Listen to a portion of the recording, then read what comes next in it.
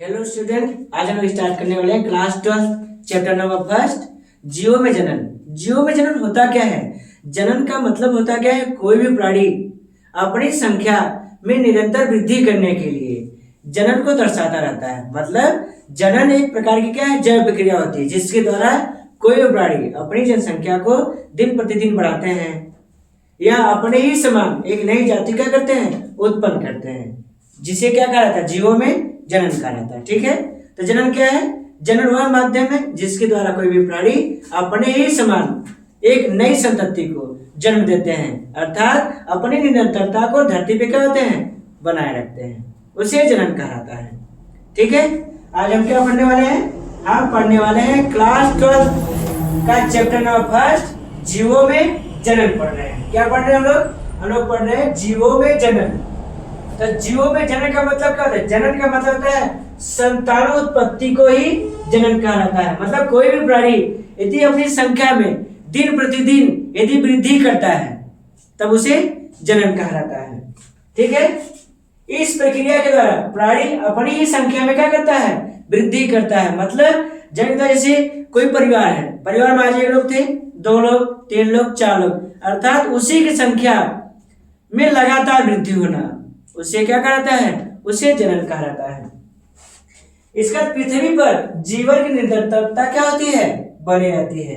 पृथ्वी पर जीवन की निरंतरता बनाए रखने वाली प्रक्रिया को ही क्या बोलते हैं? उसे जनन कहा जाता है।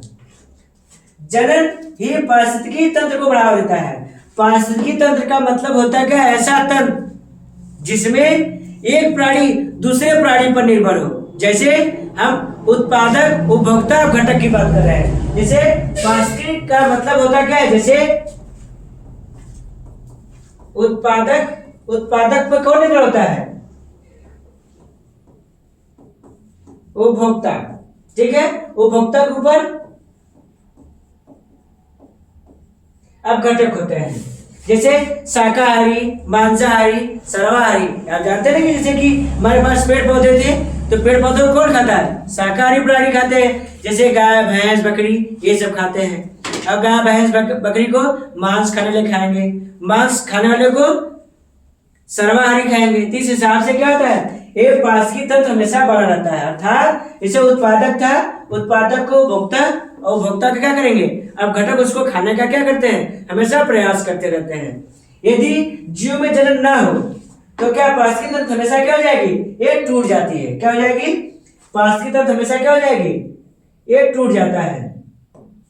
तो पारिस्थितिकी तंत्र टूटने से ये हमेशा किस पे प्रभाव पड़ेगा?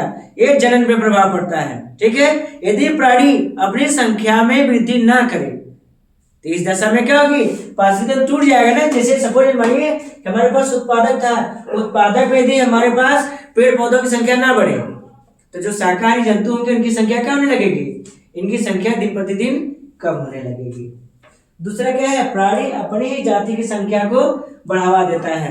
मतलब कि जो प्राणी होंगे अपनी ही संख्या बढ़ावा देंगे। जैसे गाय, भैंस है तो अपनी ही संख्या बढ़ावा देंगे, दूसरे की संख्या को बढ़ावा नहीं देते हैं ये। फिर जनन के द्वारा ही आनुवंशिक पदार्थों का स्थानांतरण सुनिश्चित हो पाता है। जैसे आनुवंशिक पदार्थ का क्या मतलब होता है? ऐसे पदार्थ जो माता पिता से किससे प्राप्त होता हो? पुत्रों में प्राप्त होता हो। किसमें? मतलब कि ऐसे पदार्थ जो कहां से प्राप्त होते हैं? माता पिता से पुत्रों में प्राप्त हो तो उन्हें क्या कहा जाता है? उन्हें आनुवंशिक पदार्थ कहा जाता है। और जो लक्षण आता है उन्हें आनुवंशिक लक्षण के नाम से जाना जाता है। तो मतलब ऐसे पदार्थ जो माता पिता से पुत्र में प्राप्त हो उसे आनुवंशिक पदार्थ कहा जाता है। और ऐसे लक्षण जो माता पिता से क्या प्राप्त हो? संतानों में प्रकट हो तो उसे आनुवंशिक लक्षण, जैसे काला होना, गोरा होना।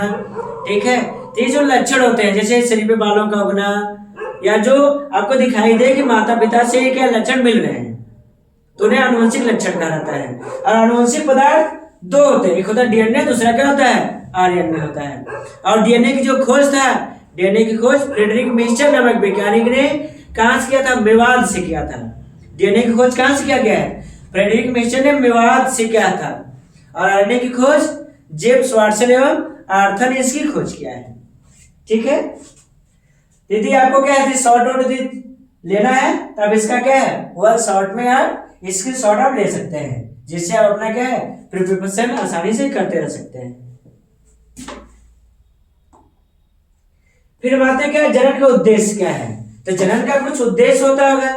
जनन के कुछ उद्देश्य होते हैं अपने कि क्या है, जैसे कोई भी प्राणी यदि जनन करता है तो उसका उद्देश्य होता है कि हमारे परिवार की संख्या बढ़े या हमारा विकास हो सके या अपने वर्कआउट करने के लिए या अपनी जनसंख्या पृथ्वी पर बनाए रखने के लिए सभी प्राणी क्या होते हैं अपनी जनसंख्या को दर्शाते रहते हैं या अपनी जनसंख्या को बढ़ाते रहते हैं। और जो प्राणी यदि अपनी संख्या को नहीं बढ़ा पाते हैं वो विलुप्त के कगार पर लगते हैं। कहाँ होने लगेंगे, वो विलुप्ति के कगार पर लगते हैं और धीरे धीरे इस संसार से वो क्या जाते हैं, वो विलुप्त हो जाते हैं, जिन्हें संकटग्रस्त जाति के नाम से जाना जाता है। जैसे आपने सुना होगा, जैसे डायनासोर पक्षी आपने सुना होगा, ठीक है, जैसे डायनासोर आप क्या है कि सरीसृप सुना होगा, फिर इसका आर्कियोप्टेरिक्स पक्षी आपने सुना होगा, डोडो पक्षी आपने सुना होगा, ठीक है। और इसमें रेयर केस चल रहा है, जैसे आप पेंगोलियन सुने होंगे, पेंगोलियन संख्या क्या हो रही है दिन प्रतिदिन कम होती जा रही है। या अदर पक्षियों को ले सकते हैं, जैसे गौरैया पक्षी ले सकते हैं, मोर ले सकते हैं आप हैं, ठीक है, कोयल आप ले सकते हैं, कुक्कू ले सकते हैं। तो ये कुछ प्राणियां हैं जिनकी संख्या क्या हो रही है दिन प्रतिदिन कम होती जा रही है। यदि अपनी जनसंख्या में वृद्धि ना करें तो क्या होता है, ये सीधा पार्श्विक तत्व को करते हैं, ये प्रभाव डालने लगते हैं, जिससे उनकी संख्या क्या हो जाती है विलुप्त होती चली जाती है। और जिस प्राणी की संख्या इतनी विलुप्त होता जाता है तो कहीं न कहीं क्या होता है, एक खाद्य श्रृंखला या खाद्य आहार कर सकते हैं या पार्श्विक तंत्र पे इनका सीधा प्रभाव पड़ता है। तो वही इनका उद्देश्य है कि अपनी ही जाति की क्या करते हैं, एक निरंतरता को बनाए रखते हैं। ये क्या करते हैं, अपनी ही जाति की निरंतरता को बनाए रखते हैं। जैसे सपोज मानिए जैसे मोर की कास्ट खत्म हो रही है, यदि अपनी संख्या वृद्धि ना करे तो उनकी जाति क्या हो जाएगी, यहाँ से उनकी जाति विलुप्त हो जाएगी, तो जाति यहाँ से क्या हो जाएगी उनकी समाप्त हो जाएगी। ठीक है, फिर की जाति वृद्धि जो होता है वो भी यहीं पर रुक जाता है या स्टॉप हो जाता है। सेकंड क्या होता है, समष्टि का संगठन। तो उनकी जो समष्टि जो समुदाय उनकी है, जो उनका एकत्रित जो भावना है, ये सारी चीजें क्या होने लगती है उनकी समाप्त या नष्ट होने लगते हैं, जिससे उनका समुदाय क्या होता है दिन प्रतिदिन समाप्त होता चला जाता है। या आप जैसे सुने होंगे जैसे कंगारू है, तो कंगारू एक स्पेशल कंट्री पाई जाती है, जैसे ऑस्ट्रेलिया है या अफ्रीका है, ऐसे कंट्री में पाया जाता है। ठीक है, जैसे स्विट्जरलैंड में आप सुने होंगे जैसे सफेद हाथी है या अदर कंट्री में है ना, कि जो प्राणी होता क्या है कभी कभी एक विशिष्ट वातावरण में पाए जाते हैं और तो दूसरी जगह नहीं पाए जाते हैं। यदि वातावरण धीरे धीरे बदलता रहता है तो उनकी संख्या क्या होती है, कम होने लगती है। फिर आता है विभिन्नताएं। जनन के द्वारा ही क्या होती है, प्राणियों में विभिन्नताएं पाई जाती हैं। विभिन्नता का मतलब होता क्या है, जैसे लंबाई में, आकार में, इन सारी चीजों में क्या हो, उनमें अंतर दिखाई दे। मतलब प्राणियों में अंतर प्रकट होना ही क्या कहलाता है, उनमें विभिन्नताएं कहा जाता है। क्या कहते हैं, विभिन्नताएं कहा जाता है। कहते हैं पृथ्वी पर जीवन की निरंतरता, मतलब कि जब प्राणी जन्म करेगा तभी तो उसकी संख्या बनी रहेगी धरती पर, अर्थात क्या होगी, उनकी संख्या यहां से क्या हो जाएगी, विलुप्त हो जाएगी। क्या हो जाएगी, विलुप्त हो जाएगी।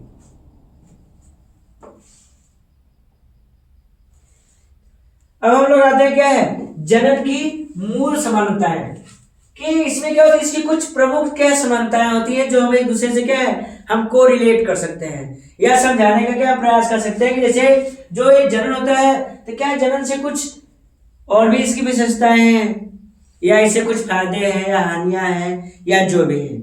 ठीक है, इससे पहले हम पढ़ते क्या है, डीएनए का द्विगुणन होता है। डीएनए का द्विगुणन होता क्या है, डीएनए विभाजित होकर के अपनी ही संख्या को बढ़ाता है। जैसे आपने सुना होगा ना कि जब कोई कोशिका जब विभाजित होती है क्या होती है, जैसे हम पढ़ते हैं जिसे विभाजन पढ़ते हैं, तो विभाजन का मुख्य उद्देश्य क्या होता है, यदि देखा जाए तो विभाजन का मुख्य उद्देश्य होता है डीएनए का द्विगुणन करना होता है। क्या होता है, डीएनए का द्विगुणन। और जो डीएनए होता है तो डीएनए में सबसे छोटी इकाई उनकी क्या होती है, उनकी सबसे छोटी इकाई जीन होती है। तो जीन के ही क्या द्विगुणन करते रहते हैं, जिससे वो अपने लक्षणों को एक स्थान से दूसरे स्थान क्या कर सके, पीढ़ी एकांतरण कर सके। मतलब माता पिता से लक्षण कहाँ प्राप्त होते हैं, वो पुत्रों में प्राप्त होते रहते हैं, जिन्हें क्या कहा जाता है, पीढ़ी एकांतरण कहा जाता है। और जो विभाजन होता है, विभाजन दो प्रकार का होता है। एक होता है कौन सा, समसूत्री विभाजन दूसरा होता है अर्धसूत्री विभाजन होता है। कितना? समसूत्री और अर्धसूत्री विभाजन होता है। समसूत्री विभाजन में एक कोशिका हमेशा कितने भागों में बटेगी? दो समान समतत्वी कोशिकाओं में बढ़ती है। अर्धसूत्री विभाजन हमेशा एक कोशिका हमेशा क्या होगा? हमेशा 4 अर्ध सममात्री कोशिकाओं में बटेगी। जो अर्धसूत्री विभाजन होगा इसमें एक कोशिका टूट करके हमेशा 4, वो भी माता पिता को समान नहीं होंगे, लक्षणों में बराबर नहीं हो पाते हैं। और जो समसूत्री होता है इसमें जो कोशिका टूटेगी वो मातृ कोशिका की ही क्या होगी? एकदम समान होगी, वो भी आधा बने बनेगी, 2 बनेंगे। और समसूत्री विभाजन की खोज किसने किया था? डब्ल्यू फ्लेमिंग ने 1882 में इसकी खोज किया था। अर्धसूत्री विभाजन की खोज फार्मर एवं मूरे नामक वैज्ञानिक ने 1905 ईस्वी में किया था। कितने सन में? 1905 ईस्वी में किया गया था। ठीक है। और जो डीएनए है, डीएनए की खोज कहां से किया था? किसने किया था? फ्रेडरिक मिक्सचर ने 1849 में उन्होंने कहां से किया था? मेवात से किया था। कहां से? मेवात कह सकते हैं आप, कॉमन भाषा में उसे पीप कहा जाता है। ठीक है, जो पस निकलता है शरीर से, तो वहां से इसकी खोज किया गया था। ठीक है। और कोशिका विभाजन बहुत जरूरी थी। कहीं विभाजन यदि होगा तभी तो क्या है, जो डीएनए के प्रतिरूप तैयार होंगे। यदि विभाजन नहीं होगा तो इसके प्रतिरूप तैयार नहीं हो पाते हैं। ठीक है। फिर आते हैं जनन इकाइयों का निर्माण होना। तो जनन इकाई के निर्माण का मतलब क्या होता है? जब कोई संख्या, जब किसी प्राणी के द्वारा जब बढ़ाई जाती है तो उनमें क्या होता है? उनमें नए नए प्रकार के क्या होते हैं? समुदाय बनते रहते हैं। और हमेशा याद रखना है कि जो जनन होता है, जनन में एक चीज सुनिश्चित हमेशा होता है कि इनमें आनुवंशिक पदार्थ का क्या होगा? द्विगुणन हमेशा होता रहता है, जिससे शरीर के विकास के साथ साथ उनकी संख्या में भी क्या होती है? उनमें निरंतर क्या होता है? बढ़ावा होता रहता है। ठीक है। फिर आते हैं कि कोशिकाओं में वृद्धि हमेशा क्या होती है? कोशिकाएं हमेशा वृद्धि करती रहती हैं, जिससे क्या होता है? प्राणी के शरीर का क्या होता है? समुचित विकास होता है और समन्वय नियंत्रण भी होता है। जैसे आपने पढ़ा होगा ना कि क्लास 9th और 10th में कि जो कोशिका का संगठन है, इसमें 60 से 80% क्या होता है? वाटर होता है, जल होता है। 10 से 15% न्यूक्लिक अम्ल होता है। ठीक है। तो इस तरीके से आप पढ़े होंगे कि जैसे 60 से 80% जल हो गया, 10 से 15% प्रोटीन हो गया, फिर 5 से 7% न्यूक्लिक अम्ल हो गया, 3% कार्बोहाइड्रेट हो गया, 2% लिपिड हो गया और 1% क्या हो गया? आयरन हो गया। ठीक है। फिर यहाँ पे क्या होता है? आरएनए का संश्लेषण होता है। क्या होता है? आरएनए का संश्लेषण। पहले मैं जानते हैं कि आरएनए होता क्या है। आरएनए एक ऐसा क्या पदार्थ होता है जो आनुवंशिक लक्षणों के साथ साथ ये प्रोटीन के संश्लेषण में एवं डीएनए के समुचित कार्यों को संचालित एवं नियंत्रित करने में क्या होते हैं? सहायक होते हैं। और आरएनए की खोज किसने किया था? जेम्स वाटसन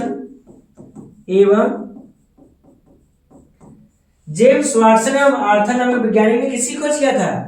डीएनए की खोज किया था। ठीक है। फिर आते हैं प्रोटीन एवं जैव रसायन पदार्थों का संश्लेषण। जैसे हमारा शरीर है, हमारे शरीर में हर एक पदार्थ की समुचित क्या होती है? समुचित मात्राएं पाई जाती हैं। क्या होती है? समुचित मात्राएं पाई जाती हैं, जिसके द्वारा क्या होता है?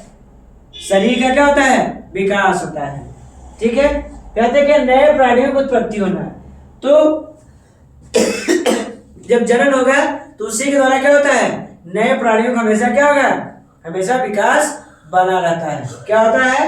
हमेशा बना रहेगा। ठीक है। हमेशा विकास बना होता है। अब इसके बाद हम आते हैं क्या है? हम जनन के कुछ चार्ट देखते हैं, जिसमें क्या है कि हमने एक छोटे से चार्ट में हमने समुचित भागों को समझाने का हमने प्रयास किया है, जो आपके लिए क्या है काफी लाभदायक हो सकता है। जिससे हमने ये बताने का प्रयास किया है कि जो लैंगिक जनन और अलैंगिक जनन और कायिक वर्धन के कितने कितने भाग हो सकते हैं। जैसे हम आते हैं, जैसे जनन है, तो जनन को हमने क्या पहले बांटा दो भागों में। एक को कहा हमने लैंगिक जनन और दूसरे क्या कहा हमने अलैंगिक जनन। पहले हमें समझना है कि लैंगिक जनन होता है, लैंगिक जनन के द्वारा प्राणी का जन्म लेना पूर्णतः सुनिश्चित नहीं होता है, लेकिन अलैंगिक जनन में प्राणी का जन्म लेना पूर्णतः क्या होता है, पूर्णतः सुनिश्चित होता है। मतलब कि अलैंगिक जनन के द्वारा जो प्राणी होते हैं वो क्या है, दैहिक शरीर के द्वारा इनका निर्माण होता है, और लैंगिक जनन में क्या होता है, उनमें दैहिक शरीर के द्वारा नहीं होता है। इनमें किसके द्वारा होगा, उनमें युग्मक की आवश्यकता होती है। जो लैंगिक होगा इसमें युग्मक की आवश्यकता होगी, और अलैंगिक में यहाँ पे शरीर के किसी भाग के द्वारा एक नए प्राणी का क्या हो सकता है, विकास हो सकता है। यदि वही में हम पादप की बात करें तो पेड़ पौधों में क्या होगा, उनमें कायिक प्रवर्धन पाई जाएगी। क्या होगी, कायिक प्रवर्धन या कायिक जनन कहलाता है, या इसे वर्धी जनन कह सकते हैं। जिसे उसमें जड़ तना पत्ती के द्वारा क्या है वो पाया जा सकता है। ठीक है। जैसे लैंगिक जनन, तो लैंगिक जनन के कुछ भी भाग नहीं होते हैं, वो खाली सीधा ही होता है कि क्या है, एक ऐसी प्रक्रिया जिसमें युग्मक के द्वारा एक नए प्राणी का विकास होता है, जिसमें निषेचन पाया जाएगा, तो उसे लैंगिक जनन कहलाता है।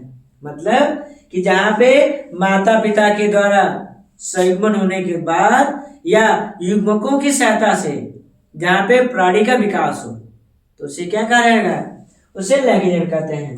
और अलैंगिक जनन में क्या होगा, शरीर का कोई भी भाग टूटने के बाद या मुकुलन के बाद या विखंडन के बाद, कायिक प्रवर्धन के बाद, पुनरुद्भवन के बाद एक नए प्राणी का क्या हो सके, विकास होता है। तो अलैंगिक जनन को कुछ निम्न भागों में बांटा जा सकता है। जैसे पहला बांट सकते हैं क्या, विखंडन, दूसरा प्लाज्मोटोमी, मुकुलन, कलिका, बीजाणु जनन, खंडीभवन, पुनरुद्भवन के नामों से क्या है हम बांट सकते हैं। और इसमें जो विखंडन होता है, विखंडन दो प्रकार की होती है, विखंडन दो प्रकार की होती है। जैसे द्विविखंडन और बहुविखंडन, द्विविखंडन और बहुविखंडन होता है। द्विविखंडन का मतलब क्या होता है, जब एक कोशिका क्या है कितनों भागों में टूट सकती है। तो जैसे द्विविखंडन मतलब, द्विविखंडन का मतलब होता है कि एक कोशिका दो भागों में टूटा, तो उसे द्विविखंडन कहेंगे। और बहुविखंडन मतलब एक कोशिका अनेकों भागों में टूट गई, तो उसे कहा जाएगा बहुविखंडन कहा जाता है। और द्विविखंडन जो होती है चार भागों में उसको अपने बांट रखा है। जैसे सरल द्विविभाजन, लंबा द्विविभाजन, अनुप्रस्थ और तिर्यक विभाजन है। और इसके बाद जो मुकुलन है, मुकुलन को दो भागों में बांटा गया है, अंतःमुकुलन और बाह्य मुकुलन कहा गया। मुकुलन का मतलब क्या होता है, जब शरीर के बाहर एक उभार उत्पन्न हो और वह उभार धीरे धीरे परिपक्व होने के बाद मातृ कोशिका से टूट करके एक नई संतति कोशिका क्या करे, वो निर्माण कर दे, तो उसे क्या कहा जाता है, उसे मुकुलन कहा जाता है। यदि शरीर के अंदर हुआ तो अंतःमुकुलन, यदि बाहर हुआ तो बाह्य मुकुलन कहा जाएगा। और जो बाह्य मुकुलन होता है तो ये कहाँ पाया जाएगा, इसे हाइड्रा में पाया जाता है। अंतःमुकुलन, अंतःमुकुलन कहाँ पाया जाएगा, अंतःमुकुलन क्या है, कुछ पेड़ पौधों में पाए जाते हैं। फिर आते हैं कलिका आते हैं। तो कलिका आपने देखा होगा किसी पौधे में एक हरी कोशिका निकलती है, निकलने के बाद एक नए शरीर का क्या करते हैं, निर्माण कर देते हैं। ठीक है। और हाँ, जो मुकुलन होता है तो इसमें क्या, इसमें मुकुल बनते हैं, और इसमें क्या बनता है, जो आंतरिक मुकुलन होता है इसमें गैमा कप का निर्माण होता है। ठीक है, किसका निर्माण होगा, इसमें गैमा कप का निर्माण होता है। और जो बीजाणु जनन होता है तो बीजाणु जनन को क्या हमने निम्न भागों में बांट रखा है। जैसे चल बीजाणु है, अचल बीजाणु है, हिप्नोस्पोर है, एंडोस्पोर है, पाल्मिलावस्था है, निश्चेत बीजाणु, आटोस्पोर, बीजाणुओं द्वारा पिक्नियोस्पोर, एस्कोस्पोर, ओइडिया, क्लेमाइडोस्पोर, कोरिडिया, यूरिडोस्पोर, बेसिडियोस्पोर। ठीक है, इस तरीके से हमने क्या है इसको डिवाइड कर रखा है, जिससे क्या है पढ़ने में काफी आसानी होती है। और कायिक प्रवर्धन को दो भागों में बांटा गया, एक कौन सा था, एक प्राकृतिक था, दूसरा क्या था, कृत्रिम था। जो प्राकृतिक होता है इसको निम्न भागों में बांटा गया, इसे जड़ द्वारा, तना द्वारा, पत्ती द्वारा, पर्णकलिकाओं द्वारा और क्या टूरियांश, ये सब चीजें थी। लेकिन हम जो कृत्रिम बांटे कलम रोपण, कलम विधि, दाब विधि, वायु दाब, अंतःचाप रोपण, कलिका रोपण, सूक्ष्म प्रवर्धन इत्यादि नामों से क्या उसको जाना जा सकता है। ठीक है, यदि आज का वीडियो यदि अच्छा लगा हो तो इसको क्या प्लीज सब्सक्राइब और शेयर करते रहिए, जिससे आपको नए नए क्या है वीडियो प्रोवाइड होता रहे। और हमारा वीडियो लाइक शेयर करना न भूलिए।